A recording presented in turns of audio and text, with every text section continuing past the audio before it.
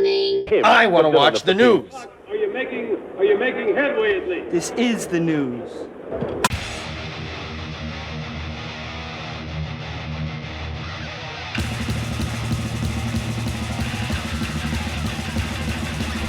Smack 'em on gob! It is time for the only news that matters! And despite an impressive back catalog and, well, I don't know. I wouldn't go as far as saying it's an impressive back catalog, but that's just my opinion. This person's opinion that wrote this article thinks the back catalog is impressive. Good for him. And James HETFIELD insisted Metallica will never become a legacy band.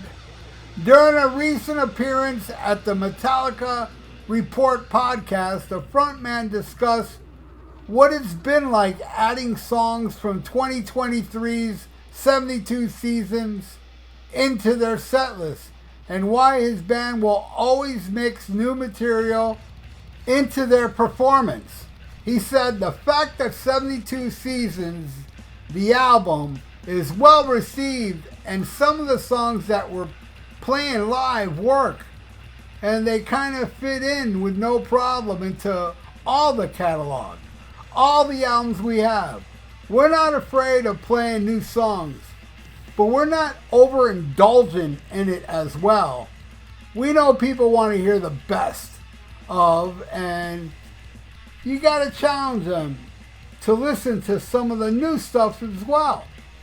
HETFIELD further noted that Metallica has no intention to ever rely entirely on their back catalog. He said, "We certainly don't want to be a legacy band that just plays its greatest hits and then that's it. You know, playing new material is all part of it." Reflecting on the M72 tour while also looking ahead to the band's 2025 shows, HETFIELD noted that Metallica has been playing with very high confidence. The reason, he explained, comes from the comfort in making mistakes. He says, "All mistakes are part of the show." That's part of what we say before we go out there. It's like, hey, all mistakes are free. And it's not a mistake, really. The word is kind of ridiculous. It's just a unique way of playing a song that night. HETFIELD went on to note that mistakes actually serve Metallica and their fans, ensuring that every concert is unique.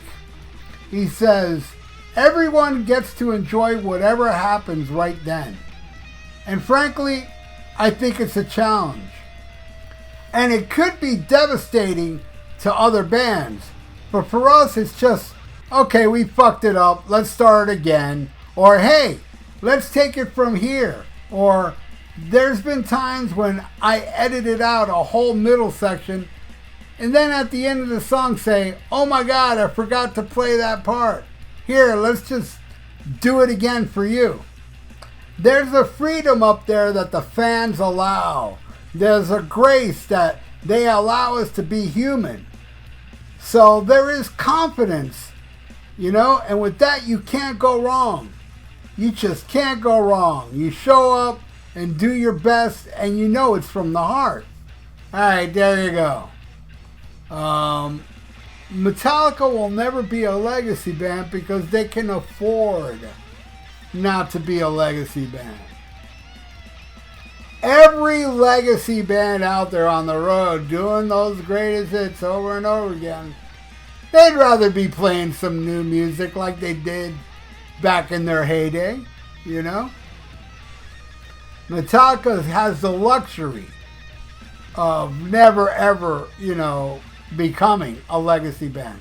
And they have a luxury to say, all right, we've gotten to the point where we cannot write no new songs anymore. They have the luxury of breaking up right there, because Metallica, I don't think will ever need money. You know, they're a stadium band, they're humongous, and I respect the Metallica a lot, even though I'm not like the biggest fan of a lot of their albums. They did what they wanted. They didn't do it for me. They didn't do it for all you people that are pissed off at Metallica. Oh, Metallica sold out, or Metallica's this, and I only like this era of Metallica, and blah, blah, blah. Hey, I'm just like you. I am. But the only difference between me and you is that I still, even though I don't like the music they did, I respect that, hey, we're doing what we want, And, that last album, really, I was like kind of bummed. I ain't gonna lie. I mean, I think it was the most bummed I've ever been with Metallica. Ever. Was 72 Seasons. And I gotta say, 72 Seasons as an album a whole, I'll take it above everything after, between Black Album and Death Pathetic. It's, Hardwired was awesome. Like in the middle of nowhere, all they do is releasing albums I don't like. All of a sudden Hardwired coming out and I was like, God damn. I like all the songs on this shit. This shit's amazing. And I was expecting the same thing with 72 Seasons. I even went to the theater. In the theater they showed all the videos on the screen. And I went and I was like, meh. Some songs are okay. But I was listening to those songs like 2-3 weeks ago. And no, they're kind of not. I mean, there's a lot of those songs on 72 Seasons. Some parts are really good, and then, like the title track. I really like the title track till it gets to that chorus. Then, it ruins it for me. And when Darkness Out of Sun, some parts are really good, and some parts are like, Lux Eternal rules. That's the one song I have no complaints about on 72 Seasons. But the rest, man, I was kind of fooling myself when it first came out, thinking, all right, these songs are good. But now living with them for a while, I'm like, no, they're not. This ain't no Hardwired, and that is my opinion. I know a lot of people hate Hardwired. A lot of people are like, oh, after Justice shit, I'd put Hardwired over Justice. But I'd put the song Blackened over anything on Hardwired. You know what I'm saying? But, I'm this kind of fan that Metallica, as much as I loved Metallica in the 80s, and boy did I love them. Kill 'Em All, Ride the Lightning, Master of Puppets. But then, at the same time, there was Slayer, with Show No Mercy, Hell Awaits, and Haunting the Chapel. And I was loving that just as much. And then, all Celtic Frost, Merciful Fate was the best of all. That one I put above everybody except 70 Sabbath. But Metallica was kind of lumped in with a bunch of bands I loved in the 80s. Fucking Ride the Lightning's a masterpiece, and so is Master Puppets, and so is the first album. But, they were never like, oh my God, I'm not one of these people that would, pay a lot of money to go see them in a stadium. Where on the Hardwired tour, I didn't pay a lot of money to see them in a stadium. And what happened there was Paul McCartney booked a show on, I think it was, could be wrong, I think it was a Tuesday. And Metallica was playing the Friday before it, or something like that. I can't remember. But all I know, McCartney canceled, and he moved the date to the day I was going to see Metallica in Miami. So I was like, and I loved Hardwired so much, they were playing Orlando as well. And I said, fuck that, man. I'm going to McCartney, and I'm going to Orlando to see Metallica. And boy, am I happy I did that, because over there in Orlando, they played Fight Fire with Fire. They played Hit the Lights. They played songs that when they played Miami, they didn't play those songs, which was a bummer for them, and it would have been a bummer for me if I went to that show. So I was very, very impressed with Metallica. Now, James saying there will never be a legacy band, though it was only one show, so of course this doesn't make them a legacy band. But I saw Metallica a couple years ago, played nothing but songs from Kill 'Em All, Ride the Lightning, and they played Am I Evil and Blitzkrieg. I went to that show at the Hard Rock. It was a tribute to Marcia Zula. That right there, man, I don't ever have to see Metallica again, really. I mean, I saw every song I've ever wanted to see Metallica play live. I've seen them play it. Every single one of them. So I'm good. So Metallica just booked a stadium show in Tampa, the only Florida date. I'm not going. And number one, I'm sick of outdoor shows. I'm sorry, I'm getting too old. You know, outdoor shows suck if you're going to be there all fucking day and boiling.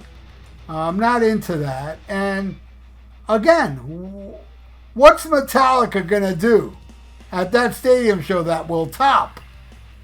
You know, that show I saw, the tribute to Marcia Zulu. They can't, you know? But let's say Metallica did come down here to Miami and it was affordable. I'd go see them in a stadium show, knowing it's not going to be as what I saw at the Hard Rock, but I'd still go support, you know, because they are the biggest band, the biggest metal band, you know, in the world, and still playing stadiums. I applaud that, and they did that by not bowing down to the fans. And I know a lot of you fans are like, hey man, I like bands that bow down to us. And that's great. Metallica wants to do it for themselves. And I don't blame them for that. I don't blame them at all. If they want, they're like, look, I'm going to write a song for me. Not, you know, Jimmy Headbanger or Thrasher. No, I'm not going to write a song for him. I'm going to write shit for me. And a lot of that shit he writes for him, I don't like it. But I respect it. This is a band that, in my opinion, recorded the very first thrash album from beginning to end. And then Ride the Lightning and Master of Puppets, I will forever love them for those albums. I know a lot of you hate on them and I like those albums. Well, I like those albums more because I don't hate them like you all do because, you know, hey, you're you and I'm me. What do you all think? Put in the comments below. Are you just a Metallica hater? Because I know it's a trendy thing to hate on Metallica. And maybe that's why I kind of respect them. Because I respect people that get bashed a lot. Unless, you know, you're Will Smith or P. Diddy or something. But you know what I'm saying? Like, you know, you're going to hate on a band just because of their music and stuff. I don't get it. And Lars Ulrich was right about Napster, in my opinion. But anyway, that's the past. Nobody downloads anymore. And so let me know what you think in the comments below. Metallica lovers and Metallica haters, all welcome. I respect all of you. Even if you say, fuck Metallica, they suck, and I only like everything up to Justice or Master.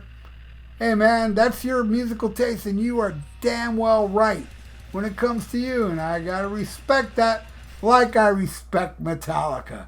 And everybody out there, please subscribe to my channel if you haven't, and ring that little notification bell. I totally would appreciate that.